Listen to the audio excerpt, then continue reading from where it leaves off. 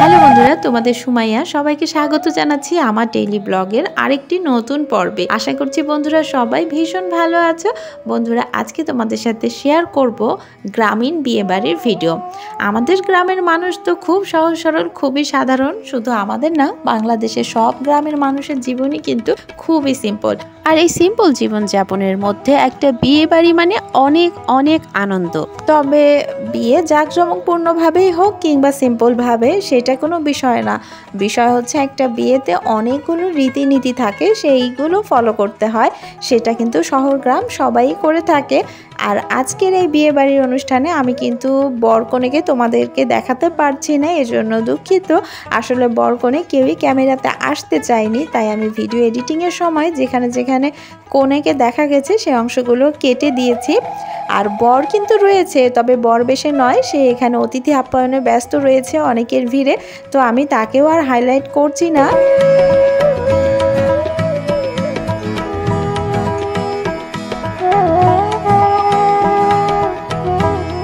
মুসলিম রীতিনীতি অনুযায়ী বিয়ে হওয়ার পরের দিন ছেলের বাড়িতে বৌভাতের আয়োজন করা হয়। তো সেই হিসেবে আজকে আমরা এই বিয়ের কিন্তু এটা বৌভাতের অনুষ্ঠানে এসেছি। গতদিন বিয়ে হয়ে গিয়েছে, বরযাত্রী গিয়েছিল কনের বাড়িতে, সেখান থেকে বিয়ে করে কনেকে নিয়ে অনেক রাত্রে ফিরে এসছে তারা আর কি, অনুষ্ঠান পর্ব মিটিয়ে। এরপরে আজকে এখন বৌভাতের অনুষ্ঠানে যারা বউয়ের মুখ দেখেনি, গ্রামের আত্মীয় পরিজন সবার পক্ষে তো যাওয়া সম্ভব না বিয়ে বাড়িতে, তো অনেকেই বাদ পড়ে যায়, তারা সবাই এবং যারা বরযাত্রী গিয়েছিল তারাও পর্যন্ত রয়েছে এখানে। তো সবাই মিলে খাওয়া দাওয়া করবে, তারপরে বউয়ের মুখ দেখে কিছু উপহারও দেয়। তাছাড়া কিন্তু কনের বাড়ির লোকজনও আজকে এই অনুষ্ঠানে উপস্থিত রয়েছে। এখানে খাওয়া দাওয়ার পর্ব মিটিয়ে তারা আবার বরকনেকে নিয়ে কনের বাড়িতে ফেরত চলে যাবেন। এরপরে এক রাত থাকার পরে আমরা আবার তাদেরকে ফিরিয়ে আনতে যাব। তো গতকাল যেমন কনের বাড়ির অনুষ্ঠান পর্ব মিটে গেছে, আজকে হচ্ছে বরের বাড়ির অনুষ্ঠান পর্ব। এরপরে আবার কিন্তু কনের বাড়িতে আরেক দিন সবাই যাবে, গিয়ে বরকনেকে নিয়ে আসবে।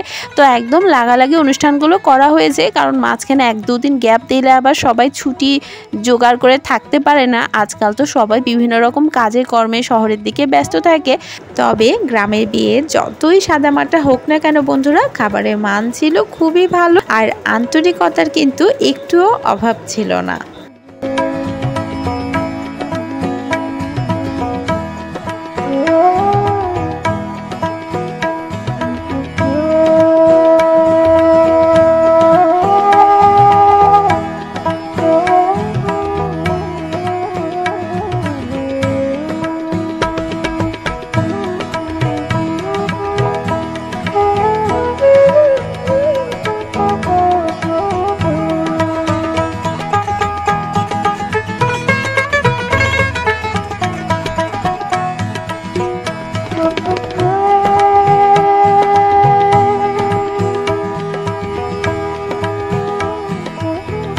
বৌভাতের খাবার দাবারের আয়োজন শেষ হয়ে গেলে এরপরে এখানকার কিছু আঞ্চলিক অনুষ্ঠান ছিল, সেগুলো ঘরে ঘরে মিটিয়ে নিয়ে সেদিনকে রাতেই কিন্তু বর এবং কনে কনের বাড়িতে ফিরে গেছে। আর পরের দিন দুপুরবেলা আমরা যাচ্ছি বর ও কনেকে এখানে ফেরত নিয়ে আসতে। আর এরপরে কিন্তু বিয়ের পুরো অনুষ্ঠানটাই সম্পন্ন হয়ে যায়, অর্থাৎ এরপরে বর কনে সংসার জীবনটা তাদের মতো করে শুরু করবে। এরপরে আর আনুষ্ঠানিকতা থাকছে না।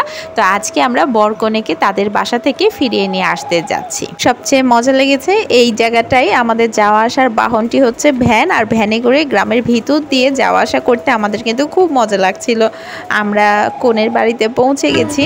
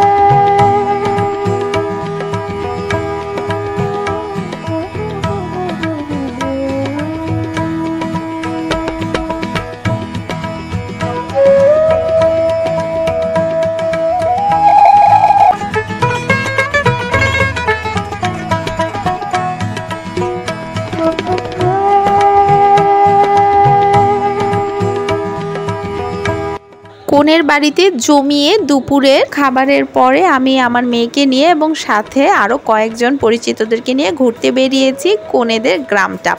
আমার কাছে তো গ্রাম মানেই নতুন কিছু, গ্রাম মানেই ভালো লাগার জায়গা। আর আমি আমার দাদা বাড়িতে তো খুব একটা বেশি সময় এসে থাকিনি কখনো, ছোট থেকে এই মাঝে মধ্যে আসতাম কোনো অনুষ্ঠানে বা ঈদে, তারপরে আবার চলে যেতাম। এই কারণে আমার কাছে দাদা বাড়ির আশেপাশে অন্যান্য গ্রামগুলো একেবারেই অপরিচিত। আর এই গ্রামটি আমার দাদু বাড়ির কাছাকাছি গ্রাম হওয়াতে এখানে আমার অনেক পরিচিত জনেরা থাকে। এই যে যেমন খুঁজতে খুঁজতে চলে এসেছি আমার ভাইয়ের মেয়ের বাড়িতে। ভাইয়ের মেয়ের এখানে বিয়ে হয়েছে, এটা আমার ভাস্তির শ্বশুর বাড়ি। তো আসার পরে ভাস্তি তো আর ছাড়লো না, তো ফুপিকে বসিয়ে ঠান্ডা ফান্ডা খাইয়ে একেবারেই ঠান্ডা করে দিল। ওর সাথে দেখা হওয়ার পরে অনেক ভালো লাগছিল। এইভাবে হঠাৎ করে আসাতে ওর বাসা থেকেও ঘুরে যাওয়া হলো, না হলে কখনোই হয়তো গ্রামে এসে আরেক গ্রামে আমার ভাতিজিদের যার যেখানে বিয়ে হয়েছে এরকম গ্রামগুলোতে কখনোই ঘুরতে আসা হতো না। পরে ওর বাসা থেকে বেরিয়ে আমার আরেক ভাতিজির বাসায় গেলাম। এখানে ওরও শ্বশুর বাড়ি, কিন্তু ও এখানে বেশি একটা থাকে না। তারপরও যেহেতু আমি এসেছিলাম, তো এইভাবে আশেপাশে অনেক পরিচিত আত্মীয় কুটুমদের বাড়িতে দেখা করলাম, যাদের সাথে প্রথম পরিচয় হলো।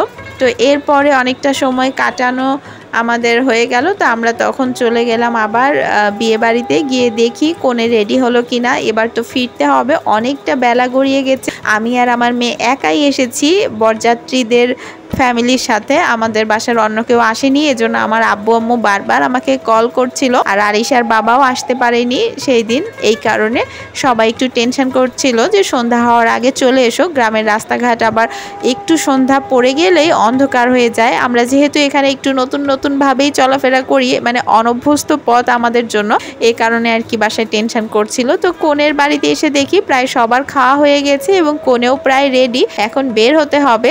আর আমার মেয়ে আবার পান দেখতে পেয়ে পান খাওয়ার জন্য চলে গিয়েছে। আমার মেয়ে ভাবছিল শহরে মাঝে মধ্যে ওকে যেরকম খিলি পান কিনে দেই, মিষ্টি খিলি পান, সেরকম পান বোধহয় এখানে থাকবে, কিন্তু এখানে আলাদা আলাদাভাবে চুন, জর্দা, সুপারি সব কিছু সাজানো ছিল। আর আমরা তো বানিয়ে মাপঝোক করে খেতে পারবো না, তাছাড়া এখানে যে মিষ্টি জর্দাটা ওইটা ছিল না। এই জন্য বললাম থাক, ওগুলো নিতে হবে না, এমনি সুপারি আর পানটা খাও। কিন্তু ও সুপারি চাবাতে পারিনি, আমিও চাবাতে পারিনি, কিন্তু যারা পান খায় সবসময় তারা ঠিকই মানে খেতে পেরেছিল। তো আমি আর আমার মেয়ে সুপারিটা পরে বের করে ফেলে দিয়েছি।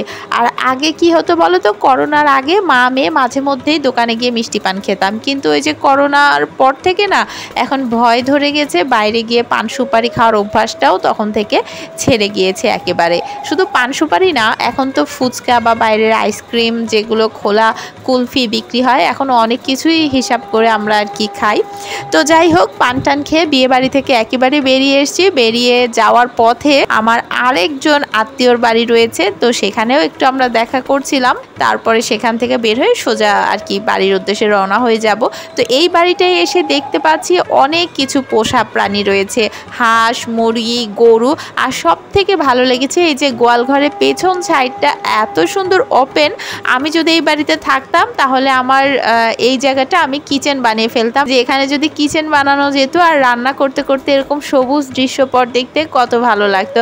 তবে যারা থাকে তারা যথেষ্টই শৌখিন, না হলে বলো শখ করে এতগুলো পোষা প্রাণী রয়েছে তাদের। হাঁস, মুরগি, গরু, ছাগল, কবুতর, কিচ্ছু বাকি নেই, সব কিছু দিয়ে পরিপূর্ণ। আর তার সাথে গোয়ালঘরের এই ব্যাক সাইডটা তো এত বেশি ভালো লাগার মতো, এত সুন্দর হাওয়া দিচ্ছিল, কি আর বলবো তোমাদের। সময় তো আমাদের হাতে বেশি ছিল না, ততক্ষণে বোধহয় প্রায় বিকাল 5টা বেজে গেছিল। আর 5টার পরপর কিন্তু গ্রামে ঝুপ করে অন্ধকার নেমে আসে, তাই আমাদেরকেও এখান থেকে খুব তাড়াতাড়ি কিন্তু বেরিয়ে পড়তে হয়েছিল।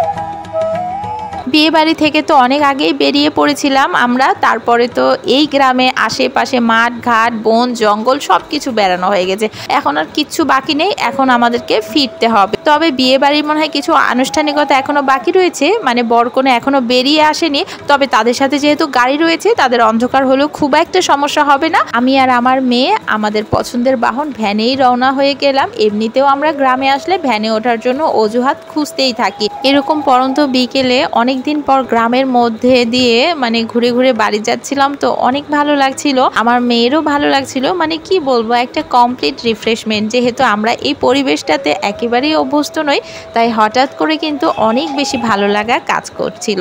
ভিডিওটি বড় হয়ে যাওয়াতে আমি অনেক জায়গাতেই টেনে দিয়েছি। আশা করছি তোমাদের ভালো লেগেছে। ভালো থেকো বন্ধুরা সবাই, টাটা।